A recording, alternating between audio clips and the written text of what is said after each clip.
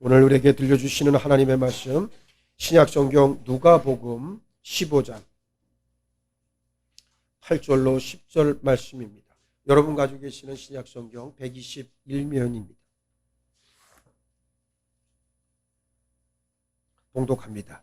어떤 여자가 10드라크마가 있는데 하나를 잃으면 등불을 켜고 집을 쓸며 찾아내기까지 부지런히 찾지 아니하겠느냐. 또 찾아낸즉 복과 이웃을 불러 모으고 말하되 나와 함께 즐기자. 잃은 드라크마를 찾아내었노라 하리라. 내가 너희에게 이르노니 이와 같이 죄인 한 사람이 회개하면 하나님의 사자들 앞에 기쁨이 되느니라. 아멘. 할렐루야.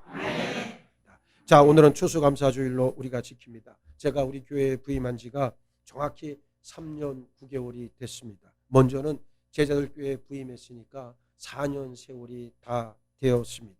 길지 않은 시간이었지만 참 많은 일들이 있었고, 그 중에서도 교회 건축이라고 하는 중차대한 일을 저와 여러분 모두가 힘을 합쳐 진행해 오고 있습니다. 어떻게 보면 꿈 같은 일의 연속이었어요. 그런데 이런 힘들고 복잡한 과정을 지나오면서 하나님 앞에 고백하는 것은 모두가 다 하나님의 은혜였다는 사실입니다. 우리는 그 은혜에 그저 감사할 뿐이에요. 이제 새성전 입당을 앞두고 우리 모두는 지나온 여정 가운데 함께 하신 하나님의 은혜에 감사하고 남아있는 생을 오롯이 하나님 뜻을 이루어드리는 교회와 그리고 우리 믿음의 지체들로 세워져야 될 줄 믿습니다. 그러기 위해서 감사를 알고 감사할 수 있는 성도가 되어야겠습니다. 하나님은 잃어버린 존재였던 우리들을 찾고 계십니다. 오늘 본문 말씀은 첫째, 하나님께서 잃어버린 존재였던 우리를 찾으셨다 말씀하고 있습니다. 여러분,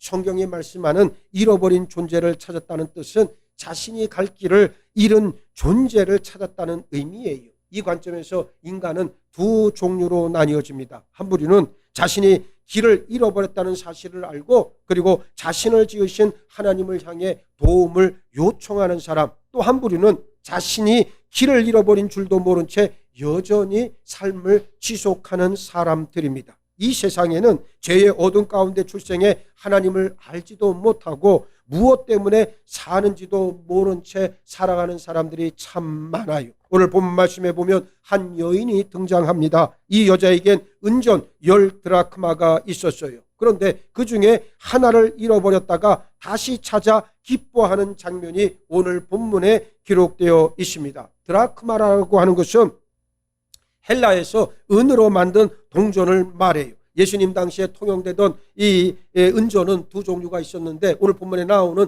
드라크마, 이것은 헬라에서 만든, 그리스에서 만든 동전이고, 또 하나는 데나리온이라고 그래서 로마에서 발행한 동전, 즉 은전이 있었습니다. 드라크마나 데나리온 모두 성인 한 남자의 하루 품삯에 해당하는 화폐 가치였습니다. 본문 8절 말씀해 보니까 어떤 여자가 10드라크마가 있는데 하나를 잃으면 그랬는데, 여기 잃으면이라고 하는 말 속에 잃어버린 존재였지만 잊혀진 존재는 아니었다는 사실을 내포하고 있는 말씀이 있습니다. 주인이 기억하고 있는 드라크마 하나였다는 말씀이에요. 세상에서 잃어버린 존재보다 더 불쌍한 것이 무엇인지 아십니까? 잊혀진 존재입니다. 잊혀진 존재는 주인의 관심도 없고 누군가도 찾지도 않아요. 그래서 불쌍하다 말합니다. 우리 모두도 사실은 잃어버린 자리에 놓여져 있던 드라크마와 같은 처지에 있던 존재들이었어요. 그런데 놀랍게도 하나님께서 우리 존재를 잊지 않으시고 기억하고 계셨습니다. 그리고 어둠을 뚫고 지극한 사랑으로 우리 가운데 찾아와 주셨어요.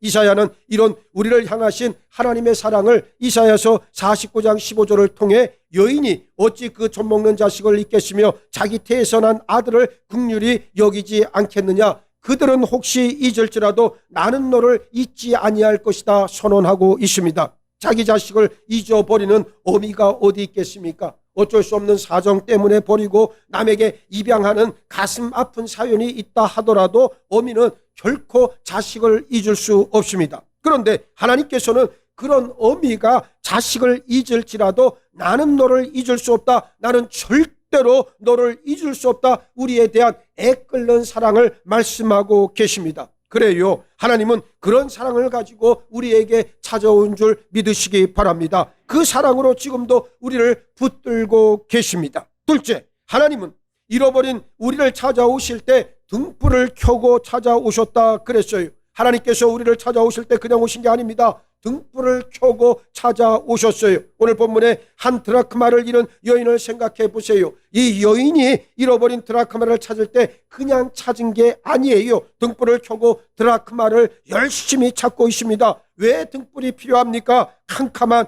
어두운 곳에 있기 때문이에요. 인생은 죄의 어둠 속에 잠겨져 있기 때문에 등불을 켜야 합니다. 요한복음 1장 9절 참빛 곧 세상에 와서 각 사람에게 비추는 빛이 있었나니 말씀하고 있습니다. 이 빛이 누굽니까? 바로 예수 그리스도이십니다. 참빛이 되신 예수님은 죄와 사망의 그늘에서 빛을 알지 못하고 있는 우리를 찾아오셔서 자신의 빛으로 어둠을 밝혀주셨습니다. 그러므로 빛 대신 우리 주 예수 그리스도의 이름이 선포되는 곳에 어둠이 물러가고 구원의 빛이 비치는 역사가 일어납니다. 절망과 좌절의 어둠이 물러가고 소망과 용기의 빛이 임합니다. 슬픔과 불안의 어둠이 물러가고 기쁨과 평안의 빛이 비칩니다. 왜냐하면 하나님께서 우리를 구원하시고 축복해 주시기 위해 등불을 켜셨기 때문이에요. 빛 대신 예수님을 만나 인생의 모든 어두움이 사라지길 주의 이름으로 축복합니다. 셋째, 하나님은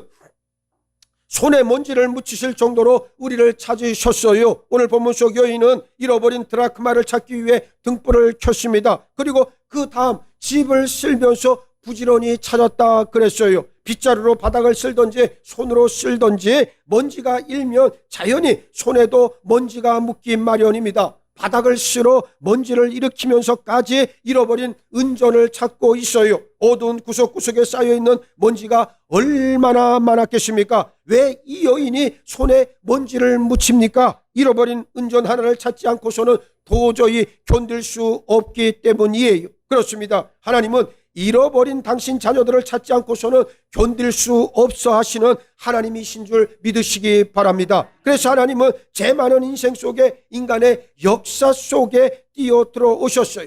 죄의 먼지가 너무나도 많이 쌓여있는 우리 인생 속에 인간의 뭔가 부조리와 부정함 속으로 들어오셔서 우리를 찾으셨습니다. 여인은 잃어버린 은전을 찾기 위해 손에 먼지를 묻혔지만 우리 하나님은 너무도 죄가 많아 그 허물이 수북히 쌓인 우리를 찾으시기 위해 손에 먼지에 묻히는 것으로는 도저히 할 수 없어 온몸에 십자가 상처를 입으시고 우리를 찾아오셨습니다. 넷째, 하나님은 다른 사람이 아니라 바로 우리 각자 한 사람을 위해 찾아오셨어요. 누가복음 19장 10절 인자가 온 것은 잃어버린 자를 찾아 구원하려 함이니라 말씀하고 있습니다. 오늘 이 순간에도 예수님은 잃어버린 한 영혼 한 사람을 찾고 계세요. 본문 9절 말씀을 보면 이런 드라크마라고 하는 말을 영어 성경에서는 정관사 덜을 붙여서 기록하고 있습니다. 바로 잃어버린 그 드라크마라고 하는 뜻을 강조하기 위해서예요. 무슨 말입니까? 하나님은 다른 사람을 찾으시는 게 아니라 바로 나를 찾고 계신다는 말입니다. 잃어버린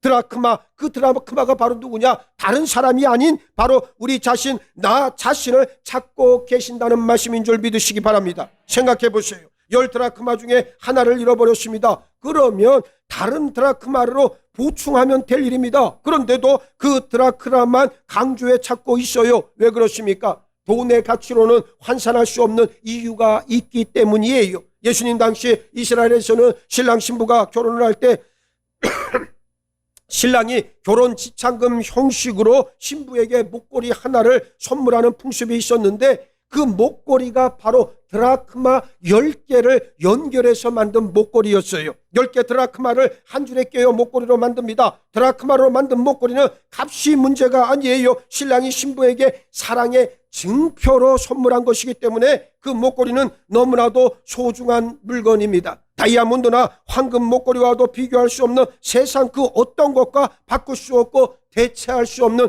귀한 목걸이였습니다. 신랑이 준 바로 그 드라크마를 잃어버렸기 때문에 여인은 애타는 심정으로 드라크마를 찾고 있습니다. 잃어버렸다 해서 잊어버릴 수 있는 성질의 것이 아니었어요. 잃어버렸지만 반드시 찾아야만 하는 존재였다는 말씀이에요. 하나님께서 우리 자신이 바로 그러한 존재인 것을 깨달으시길 바랍니다. 잃어버렸지만 잊을 수 없는 너무나도 소중한 존재가 우리들 자신인 것을 반드시 믿으시기 바랍니다. 에스겔 34장 16절 상반절에서 그 잃어버린 자를 내가 찾으며 쫓기는 자를 내가 돌아오게 하며 상한 자를 내가 싸매주며 병든 자를 내가 강하게 하려니와 말씀합니다. 우리를 구원해 고쳐주고 위로해주고 감싸주기 위해 하나님께서 우리를 찾으신다는 말씀입니다. 본문 9절 말씀에 또 찾아낸즉 복과 이웃을 불러 모으고 말하되 나와 함께 즐기자 잃은 드라크마를 찾아내었노라 말씀하고 있습니다. 잃어버린 드라크마를 찾았을 때 그 기쁨이 얼마나 컸겠어요. 너무 좋아서 잔치를 벌였다 그랬습니다. 우리를 향하신 하나님 아버지의 심정인 줄 아시기 바랍니다. 그런데 여기서 우리가 반드시 알아야 할 중요한 내용, 잃어버린 영혼에 대한 개념을 여러분들은 반드시 알고 있어야 합니다. 많은 사람들이 생각하기를 잃어버리는 영혼이라고 한다면 믿음에서 떠나 각기 제 길로 간 사람 일체를 말하는 것으로 이해하는데 성경에서는 엄밀히 두 종류로 말씀하고 있습니다. 예레미야 50장 6절 말씀, 내 백성은 잃어버린 양떼로다. 그 목자들이 그들을 곁길로 가게 하여 산으로 돌이키게 하였으므로 그들이 산에서 언덕으로 돌아다니며 쉴 곳을 잊었도다 라고 하는 말씀이나 누가복음 15장 4절, 너희 중에 어떤 사람이 양 100마리가 있는데 그 중에 하나를 잃으면 99마리를 들여두고 그 잃은 것을 찾아내기까지 찾아다니지 아니하겠느냐, 이 말씀과 같이 길을 잃은 영혼을 말해요. 또 하나는 디모데전서 1장 19절로 20절에 나와 있는 믿음과 착한 양심을 가지라. 어떤 이들은 이 양심을 버렸고 그 믿음에 관하여는 파선하였느니라. 그 가운데 후메네오와 알렉산더가 있으니 내가 사탄에게 내준 것은 그들로 훈계를 받아 신성을 모독하지 못하게 하려 함이라와 같은 부류입니다. 보세요. 원래 가야 할 길을 가면 아무 문제가 없습니다. 그러다 예상치 못하게 어떤 변수로 제 길이 아닌 다른 길로 간다거나 길을 잃었을 때에는 주인의 긍휼하심을 입을 수 있습니다. 예수님이 말씀하신 잃은 양 한 마리나 예레미야 선지자가 말한 잃어버린 양떼가 바로 여기에 해당됩니다. 반면 원래 가야 할 길을 가다가 스스로 다른 길을 택해 간 자는 양심을 버리고 믿음의 파손을 한 자로 사도 바울은 사탄에게 내준 자라고까지 말씀하고 있어요. 성도는 이 두 개점을 정확하게 알고 있어야 합니다. 사도 바울은 자신이 세운 교회가 바르게 세워지길 늘 바랬고 그 가운데 교회를 어지럽히는 자들을 향해서 목회적 관점에서 정확하고 엄중하게 지적했습니다. 길을 잃은 양은 소망이 있습니다. 그러나 스스로 다른 길을 간 자들은 진리에서 떠나 마귀의 길로 갔기 때문에 더 이상의 긍휼을 기대하기란 참으로 어렵습니다. 본문 9절에서 찾아노라고 하는 말씀이 나옵니다. 헬라어로 유레카라고 하는 말인데 주전 3세기 그리스에 아르키메데스라고 하는 수학자 철학자가 있었어요. 하루는 왕이 자신이 쓰고 있는 금관이 순금이 아니고 은이 섞였다는 소문을 듣고 아르키메데스를 불러서 이 금관을 감정하라고 명령했습니다. 왕의 명령을 받고 어떻게 하면 왕관의 진위 여부를 알아낼 수 있을까 생각에 골몰한 아르키메데스가 우연히 목욕탕에 들어갔는데, 목욕탕에 들어갈 때 어떻습니까? 목욕탕 밖에 있다가 탕 안으로 들어가면 어떤 현상이 나타나요? 물이 넘치는데 왜 넘쳐요? 무게 때문에. 정확히 말하면 무게가 아니고 부피죠, 부피. 예. 이걸 뭐라 그래? 부력의 원리라 그래. 고등학교만 나와도 이 내용을 다 합니다. 예. 그래서 부력의 원리를 거기서 딱 발견을 한 거예요. 그러니까 그가 어떻게 했어요? 너무나도 기쁜 나머지 옷도 입지 않은 채 알몸으로, 그때 한번 가서 봤어야 되는데, 알몸으로 막 쫓아가면서 뭐 유레카 그랬다는 거예요. 그게 뭐예요?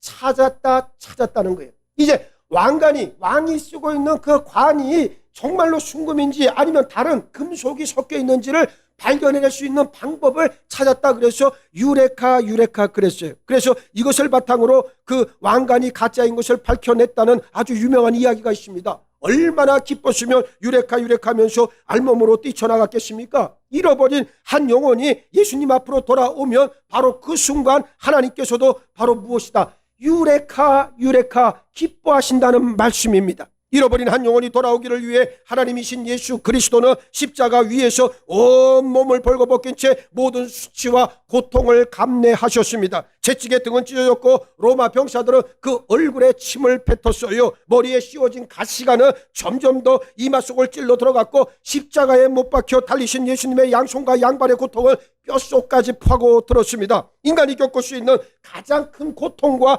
수치를 우리 예수님은 한 영혼을 찾기 위해 말없이 감당하셨습니다. 우리는 이런 드라크마를 찾고 기뻐하시는 하나님의 심정, 아버지의 마음을 헤아려야 할 줄 믿습니다. 본문 10절을 보니까 내가 너희에게 이르노니 이와 같이 죄인 한 사람이 회개하면 하나님의 사자들 앞에 기쁨이 된다 말씀합니다. 사자들이란 바로 천사들을 말해요. 잃어버린 한 영혼이 하나님 앞으로 돌아왔을 때 천사들이 기뻐한다 말씀했어요. 여러분 생각해 보세요. 이 땅에서 회개하는데 저 하늘에서는 어마어마한 일이 지금 일어나고 있습니다. 하나님의 사자들, 즉 천사들이 어떻게 한다는 거예요? 기뻐한다는 거예요. 네?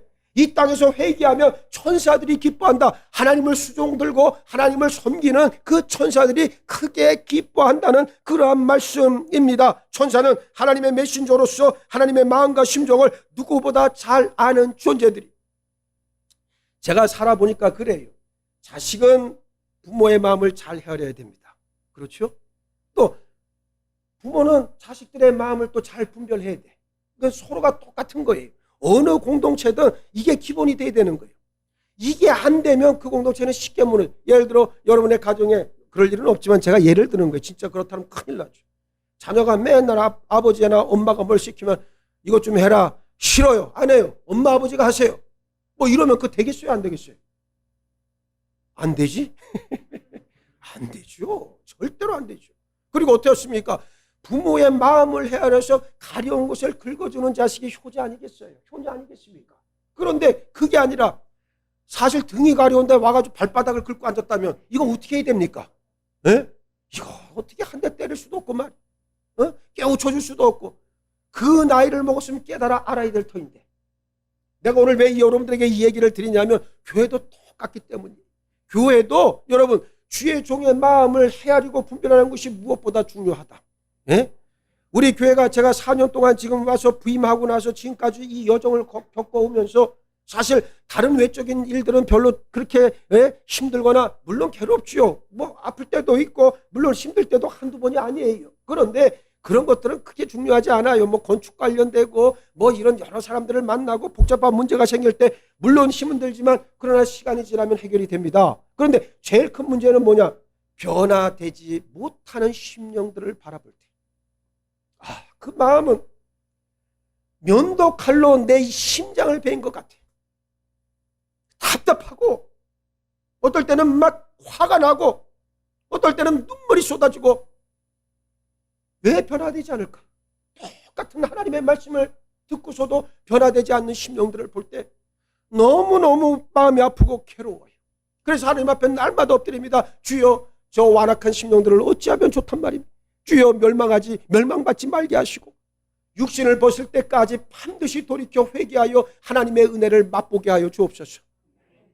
우리는 어떠한 경우가 오더라도 하나님의 뜻에 복종해야 되고 그리고 그 말씀을 찾아 자꾸만 모여야 됩니다. 어제 우리가 추수감사절이라고 우리 장정수 장로를 비롯한 우리 요송교회 권사님들 다 나오셔갖고 열심으로 이거 데코레이션도 했고 이 데코레이션 사실 이거 뭐 우리가 이제 저 새성전에 들어가면 여러분들 아마 한 일주일은 이제 데코레이션 해야 될 거예요. 멋지게 꾸밀려면. 근데 여기 있는 동안에도 이게 쉬운 건 아니잖아요. 그러니까 모여서 이런 거 하고 청소하고, 예?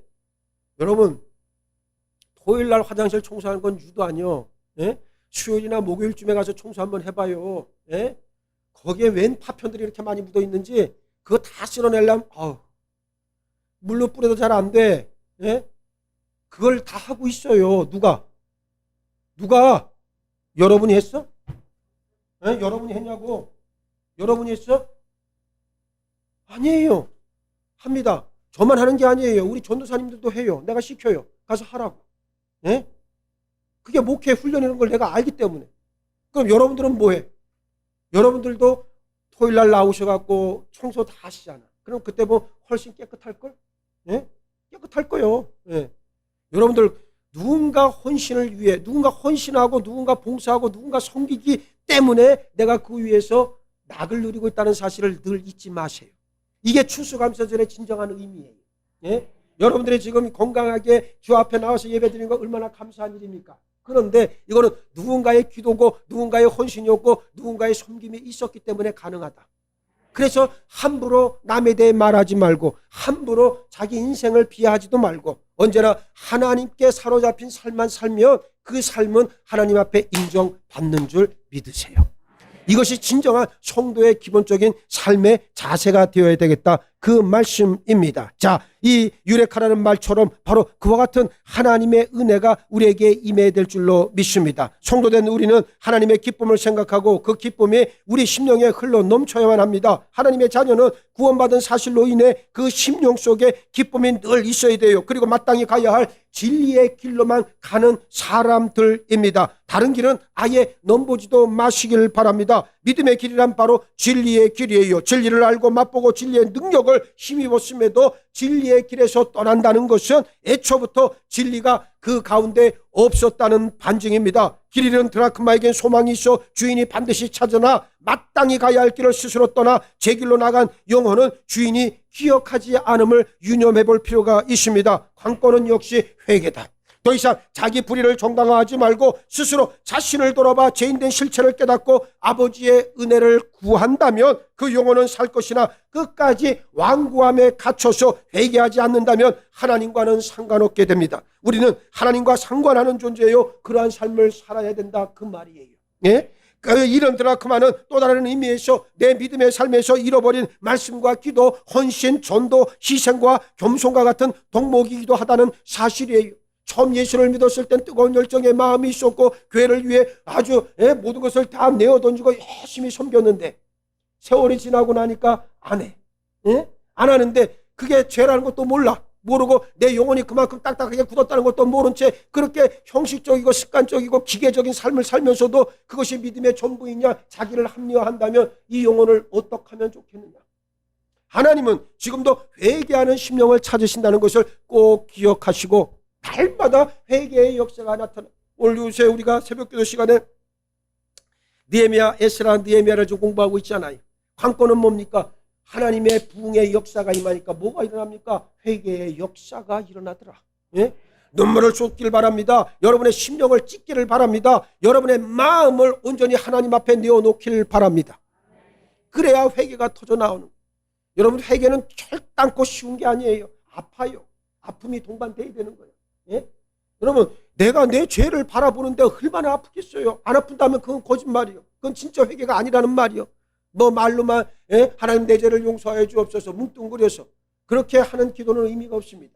정말로 내 속에 있는 더러운 불의와 그리고 허물들과 내가 형제를 사랑하지 못했던 것과 그리고 시기와 분열과 세상의 종욕을 따라가고 육체의 탐심에 충실했던 이 삶의 구체적인 기억들을 다 꺼내놓고 하나님 내가 이런 사람이오니 이런 존재이오니 나를 만져주옵소서 나를 고쳐주옵소서 간절하게 기도하는 게 회개의 기도인 줄 믿으시고 이 회개를 통해서 다시금 첫 번째 첫사랑 여러분들이 처음 사랑했을 때를 기억 한번 해보세요.